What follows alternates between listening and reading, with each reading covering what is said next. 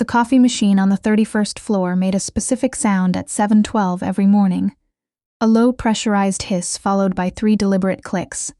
And for 22 months, I'd arranged my arrival to beat it. Not because I needed the quiet. Because Drake Sinclair's office door opened at exactly 7:15, and I needed 3 minutes to have the morning brief already on his desk. That was the job. Not the title, Financial Analyst, Sinclair Development Group, but the actual job, the one that required knowing what the title was cover for. I processed numbers that looked unremarkable on the surface and told very specific stories underneath. I scheduled meetings that appeared routine in the calendar and meant something else entirely in practice. I moved through Drake's world with calibrated precision, visible enough to be useful, quiet enough to be trusted. 22 months.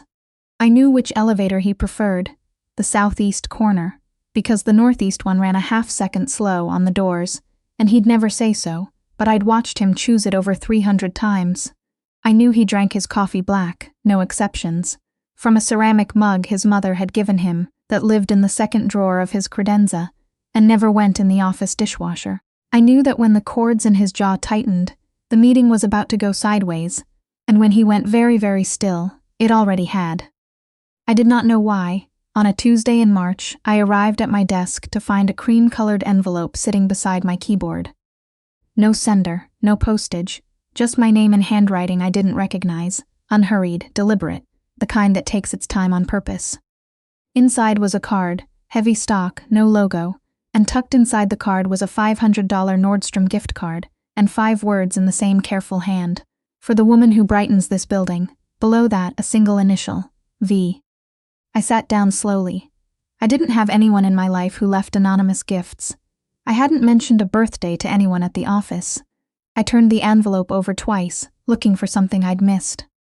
I was still holding it when Drake walked past. He was moving the way he always moved before 8. Folder under one arm, phone in the other, already mid-thought about something that had nothing to do with me. But his gaze snagged on the envelope, and he stopped. Just stopped, mid-floor, with the particular stillness that in 22 months I'd learned meant something had already gone wrong. What is that? Not a question. His voice had dropped to the register he used when he wanted an answer and didn't want to ask twice. I'm not sure. I kept my own voice level. It was on my desk when I arrived, no sender. He crossed to my desk in 4 steps and picked it up without asking. Just picked it up and read the card. Something moved through his expression, fast and tightly contained, like a fault line shifting beneath a floor. Throw it out, he said quietly. It's addressed to me. Throw it out. He set the card down with a precision that was its own kind of anger. Then he looked at me, really looked, the way he only did when he was deciding how much to say. Come into my office. The thing about Drake Sinclair was that he didn't make emotional decisions. He'd built one of the largest private development firms in the Southeast by treating every problem like an equation. Inputs, variables, cleanest possible output. His reputation was cold, and it wasn't wrong, exactly, but it was incomplete. I'd watched him spend 40 minutes on the phone with a subcontractor whose wife was in the hospital, quietly ensuring the man's insurance covered her treatment.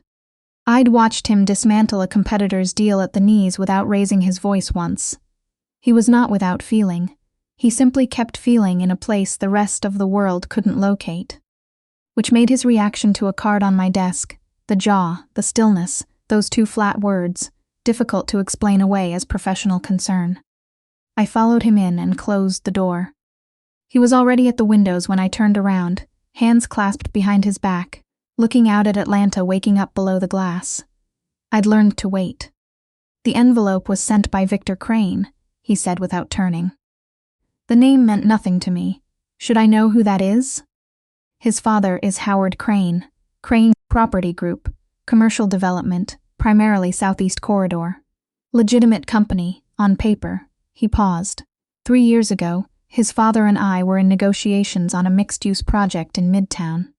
During due diligence, I discovered that Howard had been misrepresenting zoning projections to his own investors, inflating projected returns on properties that were never going to deliver them. You reported it. To the SEC, He turned then, and his gray eyes were exactly as unreadable as I expected. It ended the partnership. It ended Howard's ability to operate in this market. He retired quietly. Victor stepped in to rebuild. A beat. He blames me for all of it. And now he's sending me anonymous gift cards. He's been in this building 3 times in the past 6 weeks. Different floors each time, different guest passes, but Colton noticed. Drake moved to his desk and spread a folder open, photographs, time-stamped. He asked about you specifically, to the receptionist downstairs. Said you were an old friend of his. The cold moved through me deliberately. He's not. I know that. What I also know is that he's been in your Thursday coffee shop on Peachtree 4 times. He's been at your gym on 2 Tuesday evenings. He was at the lunch spot on West Pace's Ferry last Friday, 2 tables from where you and Mira were sitting. He stopped. He's been building a picture of your routine for 4 months. I put my hand on the back of the chair. How do you know all of that? Because when he appeared in this building a second time, I had Colton look into him. And when Colton started watching Crane, you were in the frame. Something shifted in Drake's expression. Careful. Chosen. There's a difference between surveilling you and surveilling someone who's been tracking you. Is there? He held my gaze. Yes. I let it stand for now. What does he want? Drake walked me through it methodically. The financial files I handled, the capital positioning they revealed, the partnership structures and projected returns that would hand Victor Crane exactly what he needed to build a case. A lawsuit, a hostile partnership offer, a targeted campaign to dismantle what Drake had spent a decade constructing. I processed the numbers every week, without thinking about what they'd look like, assembled by someone who wanted to use them as weapons. Victor had been patient. He'd been watching me long enough to know I was the angle. He thinks you're undervalued, Drake said, and the edge in his voice was sharp and private, and therefore willing to be seen by someone who makes the effort. What do you want to do? I want you to respond to him. He watched my face. Meet with him. Let him believe his approach is working. We document every contact, every request, every explicit offer he makes. Victor is careful, but he's also on a timeline. 4 months of groundwork, and now a direct approach means he's ready to move. If we move first, we control how this ends. I sat down in the chair slowly. You want me to spy on him? I want you to protect what we've built here. He came around the desk, and the shift in distance changed something in the room I hadn't prepared for. 2 years, Iris. You know things that could damage this company if they reach the wrong hands. Not because you'd share them.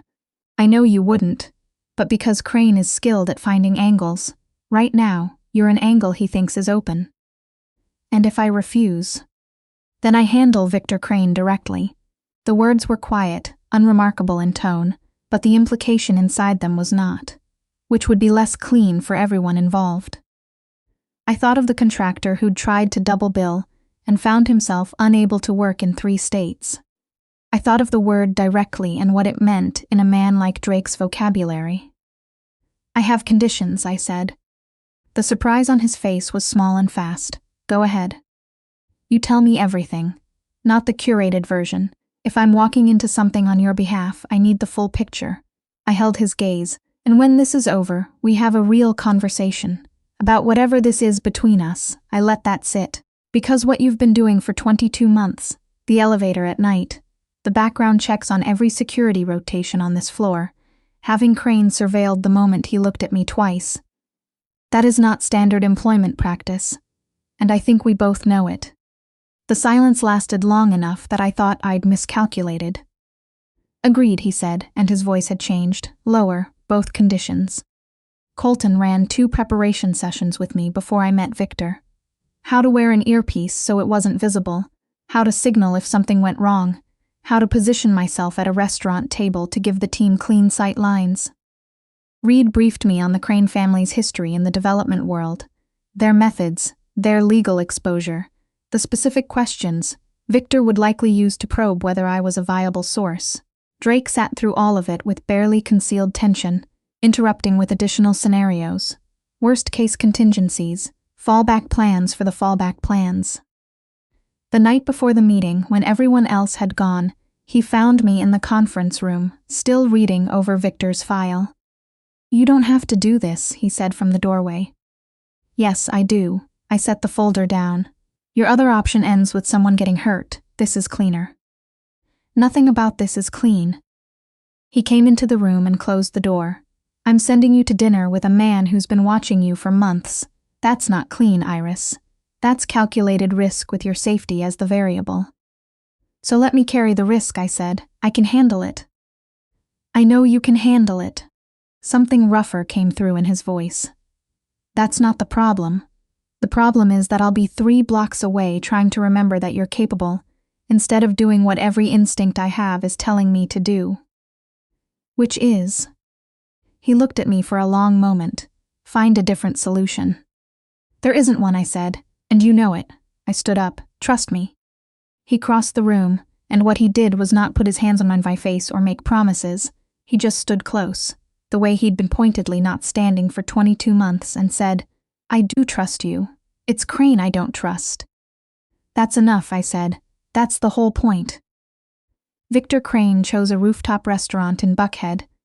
Expensive, deliberately visible, designed to communicate that he had taste and means, and wanted me to know it. He was handsome in the way that required effort, and was aware of it.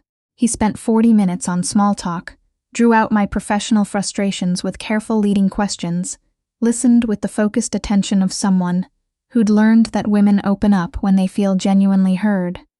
He was skilled at this. He'd done it before. Then, seamlessly, someone with your analytical ability must find it limiting, working within someone else's constraints. I let a small pause pass. He gives me challenging work. He gives you invisible work. Victor's tone stayed light, sympathetic, but his eyes were running a calculation. The kind where you produce the results and he takes the meeting. The kind where you know things that could launch a career of your own, but they belong to someone else's company. He tilted his head. Has he ever asked what you actually want? For yourself? I thought of Drake listing the things he'd noticed about me. The coffee, the blazer, the pen tapping 3 times before I disagreed. The way he'd said, nobody asks me about the small things, about the real things. He pays well, I said carefully, and he's fair in his way. Fair. Victor smiled softly like I'd confirmed something. That's not a compliment, Iris. You deserve better than fair. He made his offer over dessert. Clean, direct, the number calibrated precisely to what he'd estimated I earned. Information about Sinclair's capital positioning on the Buckhead development. Payment schedules, partnership structure, projected returns, the kind of analysis I produced every week. A substantial payment immediately, and the same amount again on delivery. I'd need time, I said. His smile widened. Of course, I'm patient. What Victor Crane didn't know was that Reed was at the bar behind me, and every word had been captured. That the number he'd named alongside his name, his request, his father's prior SEC investigation, and 4 months of documented surveillance on a private citizen was already building a federal case. That the financial prosecutor Drake had a relationship with had been waiting 2 years for exactly this kind of direct offer on record. What he also didn't know was that Drake was at a corner table 20 feet away. And when Victor reached across to briefly touch my hand in a gesture of sincerity, the chords in Drake's jaw did something I could see from across the room. 2 days later, Victor Crane was arrested on charges of attempted corporate espionage, bribery solicitation, and conspiracy to commit securities fraud. He looked at me when they walked him out and said, "You played me." "No," I said, "you played yourself, I just didn't stop you." I thought it was over after that. I thought we'd move into the part of the story where we figured out what came next. Instead, Drake called me into his office the following Monday and told me he'd arranged a position for me at a consulting firm in Charlotte. Strong salary, clean career path, no connection to him or Sinclair Development Group. "You're sending me away," I said. "I'm keeping you safe." His voice was controlled in a way that told me he'd rehearsed this. Victor cooperating with federal prosecutors makes his family's associates uncomfortable. Uncomfortable people look for pressure points, and you are now a known pressure point on this company. Because of you. Because you helped put him in federal custody, yes.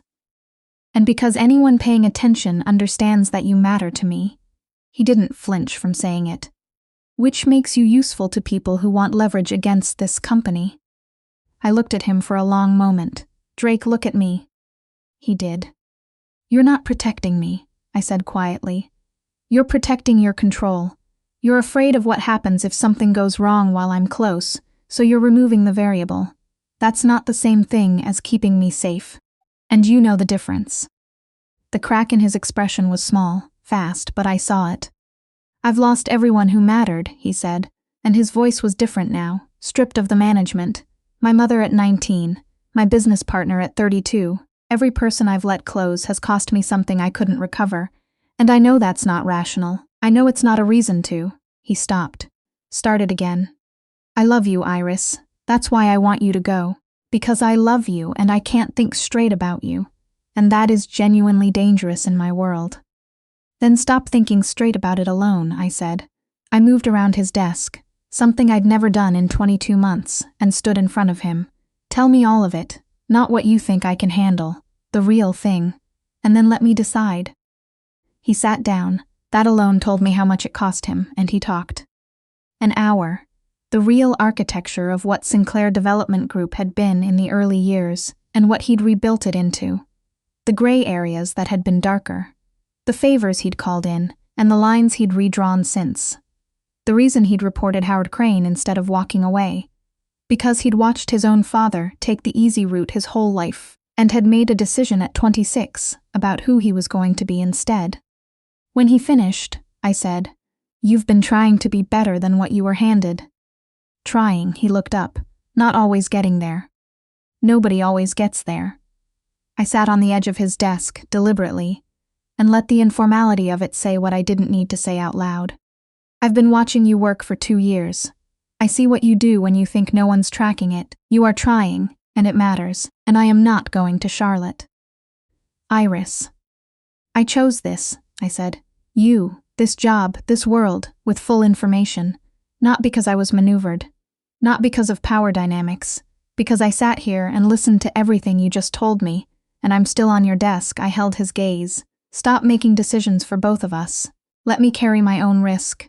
Trust that I know what I'm walking into, and I'm walking into it anyway. Because some things are worth being honest about. He looked at me for a long time. Then he reached up and took my hand, just that. Together, he said. Together. By September, the Crane case was still moving through federal court. Colton had a standing security protocol that I'd accepted without argument, mostly because picking battles with Drake was something I'd learned to do strategically. Mira had figured out we were together approximately 4 days after we'd acknowledged it ourselves, and had been quietly insufferable about it for months. The office knew. It produced 3 weeks of careful observation, and then it stopped producing anything, because I was still the same person I'd been before, and Drake was still the same person he'd been before, just without the careful, practiced distance between us performing itself every morning. On a Thursday in September, I arrived at 7:09. The coffee machine made its 7:12 sound, and at 7:15 Drake's door opened. Except instead of walking out to start the day, he was leaning in the doorway, looking at me with the expression he only let out when there was no one else around to see it. "What?" I said.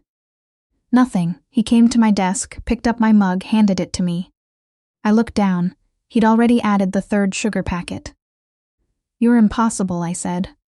"You're not going anywhere." It wasn't a question. It didn't need to be. 22 months of careful calibration, 8 more of learning what honesty looked like between 2 people who'd both gotten good at keeping things inside, and it turned out what it looked like was this. A man who knew exactly how I took my coffee, handing it to me at 7:14 in the morning, neither of us performing anything anymore, both of us exactly where we'd chosen to be, with full knowledge of what that choice meant and what it cost and why it was worth it anyway. I wrapped both hands around the mug. "No," I said, "I'm not. And I meant it the way you only mean things when you've seen the whole picture, the difficult parts, the dark history, the real version instead of the managed one, and chosen it completely, not because it was simple, but because some things are worth the weight of being known entirely. Worth the complicated, imperfect, entirely real work of building something together, one deliberate morning at a time.